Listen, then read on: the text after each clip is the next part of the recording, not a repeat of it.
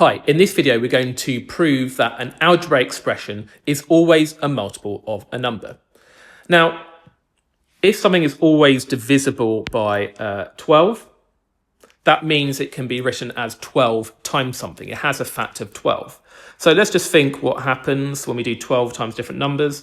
If I had 12 times 2, that is 24, which is a multiple of 12. If I had 12 times 3, that's 36, which is a multiple of 12. And in general, I could have 12 times any whole number, which could also be an algebraic expression, provided you know it's a whole number, and that would be a multiple of 12. So for example, if I had, say, I don't know, n plus 5 in here, then provided that n is a whole number, then a whole number plus a whole number is still a whole number, and 12 times any whole number is guaranteed to be a multiple of 12.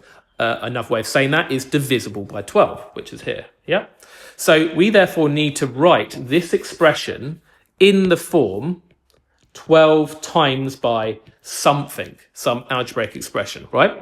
If it's divisible by 12. So let's rub this out. So it's just out of the way. So I'm going to write this out again. But because we've got this squared here, I'm just going to write this bracket out twice.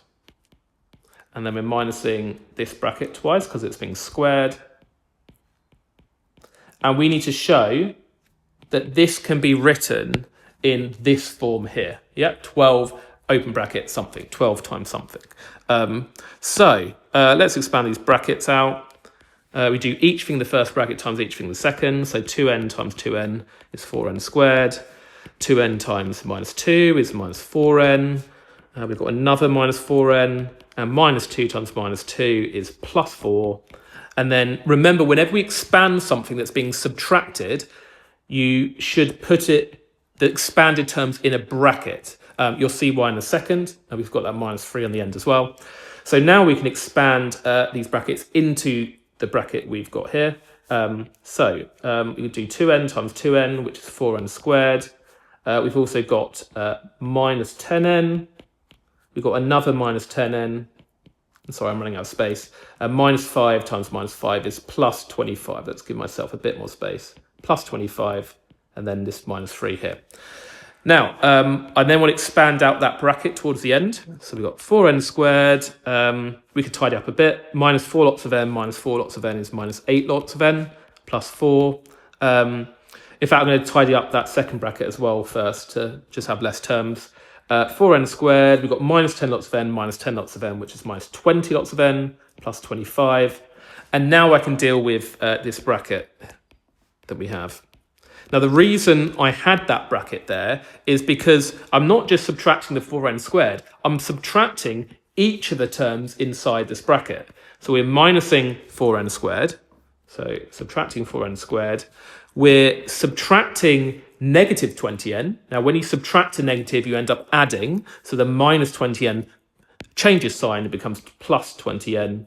And we're also subtracting 25. So we're going to reverse the sign of the 25 to become minus 25. We've still got that minus 3. Right, let's collect like terms. I can see that the 4n squared minus 4n squared cancel. You've then got minus 8n plus 20 lots of n is 12 lots of n. We've also got 4 minus 25 minus 3. 4 minus 25 is minus 21. Minus 3 is minus 24, so we get this. And now, as we said earlier, we need to write this in the form 12 times something, could be a bracket. So we can factorize out the 12 and then have the bracket. And then 12 times what is 12n? It's n. And 12 times what is minus 24? It's minus 2. And because we've been able to write as 12 times a whole number, therefore it must be divisible by 12.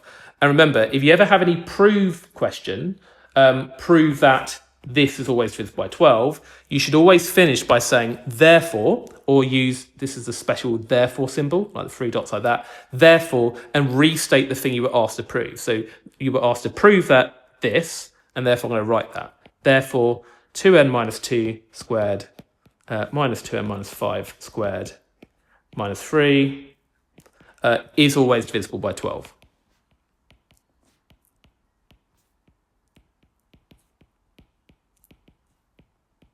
And we are done.